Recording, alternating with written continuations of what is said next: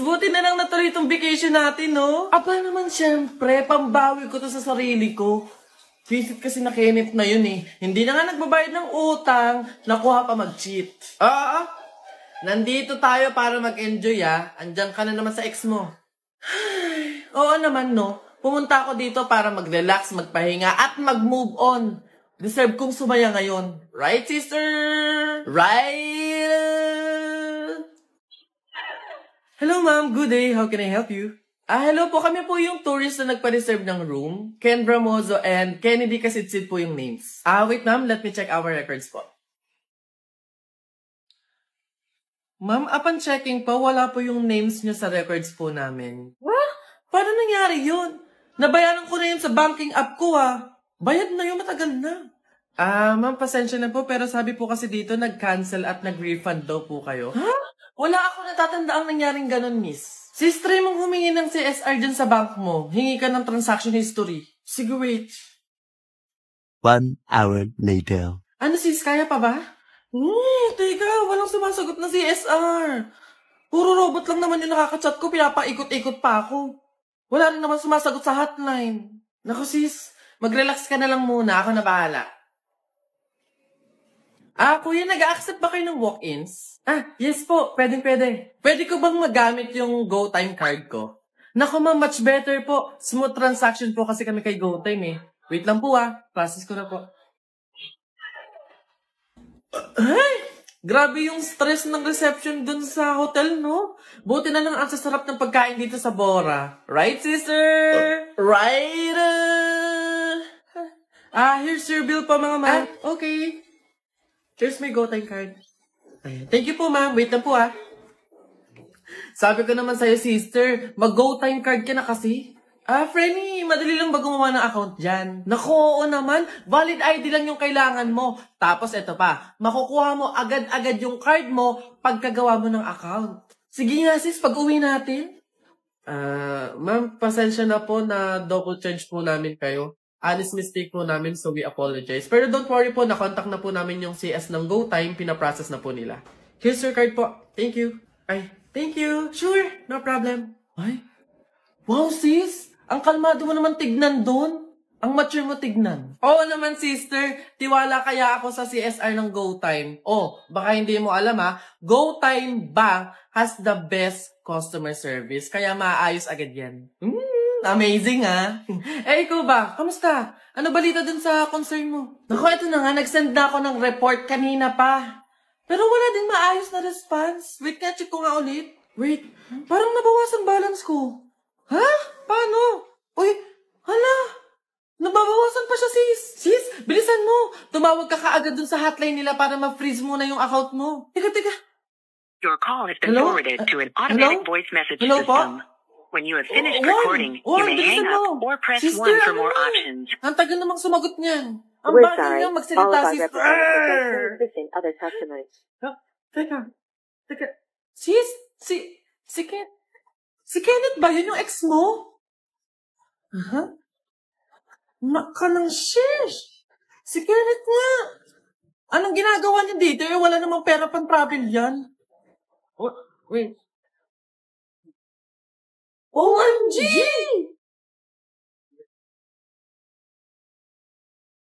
Hoy, Jepoy! Bakit?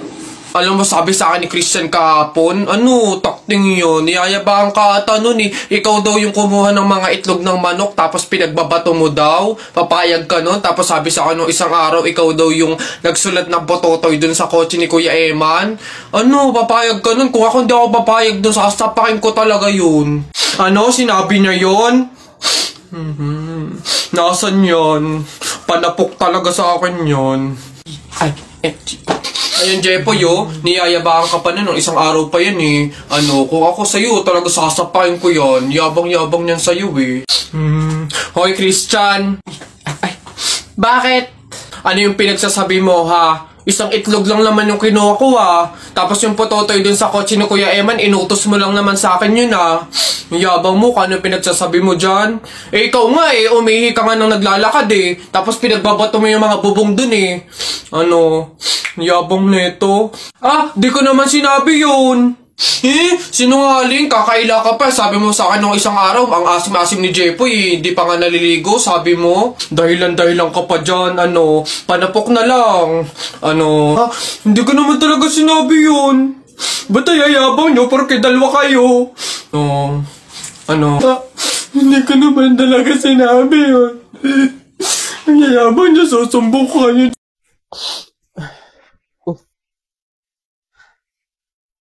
Hello, Nay. Napatawag po kayo. Kamusta po? Anak, baka meron ka pang 10,000 dyan. Pangdagdag lang sana sa pang-araw-araw dito sa bahay. Nay, di ba po kakapadala ko pa lang ng 15,000 nung nakaraang linggo? Ayun na nga, naubos na eh. Nag-aya kasi yung mga kumari kong mag-outing. Diyos ko. Nay naman, malaking halaga po yun. Sana naman tinipid ninyo. Hindi po ganun kadali kitain yun eh. May pasensya na po, hindi po ako makakapag-abot pa ngayon. Wala din po ako. May mga bayarin din po ako dito tsaka gastusin pang araw-araw. Teka, ang yabang na itong sumagot Kung makapagsalita ka, para ang laki ng kasalanan ko Nakapag-abroad ka lang, ganyan ka na magsasagot? Puro ka lang naman pasarap dyan? Singilin kaya ka sa pagpapalaki ko sa'yo. Huwag ka mag-alala, hindi ka namin kailangan. Kaya namin nang wala ka. Sobra naman ho kayo, Nay. Hindi naman po ganun kadali magtrabaho dito sa abroad eh. Kasi lahat salo-salo mo. Yung kapag nahihirapan ka, yung may sakit ka, nalungkot ka, wala. Ikaw lang mag-isa. Wala kang katulong, wala kang karamay. Pero Nay, bakit ganun? Yung isang beses ka lang hindi nakapagbigay pero parang buong pagkatao ko na yung hinisgahan ninyo. Itong pag-a-abroad ko, Nay, kayo naman po yung may gusto nito, di ba? Hindi po ako. Gusto ko po kasi, Nay, maging doktor talaga eh. Yung makakapagbigay ako ng tulong sa mga tao. Yung makakapaggamot ako ng libre. Yun talaga, Nay. Kaso mahirap kasi tayo eh. Kaya itong pag-a-abroad ko, pinili ko na lang to para sa inyo. Na yung pasarap po ba na sinasabi nyo, yun po ba yung kapag natanggap ko na yung sahod ko, bibili ako na kahit man lang pares ng damit? Yung pasarap po ba na sinasabi nyo, yun ba yung kapag after kong magtrabaho, magpakapagod dito sa abroad, yung kakain ako ng masarap kahit isang beses lang? Yun po ba yun, Nay? Pasensya na po kayo, Nay, Kasi minsan, sa tanang buhay ko, hindi ko naranasan yung ganun eh.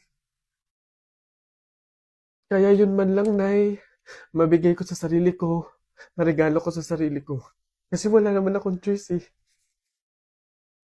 Kundi yung piliin lagi yung pamilya ko para tulungan kayo. Yun nga man lang, Nay, na kamustahin niyo ako. Kailan ko kaya ma-experience na yung tatawag kayo sa akin, yung magme-message kayo sa akin para kamustahin lang ako. Yung hindi yung manghihingi kayo ng pera, yung hihingi kayo ng ganito. Pero wala eh. Hindi ko alam, Nay. Hindi ko alam kung bakit sa kabila ng paghihirap ko, sa kabila ng pagpili ko sa pamilya ko kaysa sa pangarap ko, hindi ko alam, Nay, kung bakit ganito pa yung mga sinasabi niyo sa akin.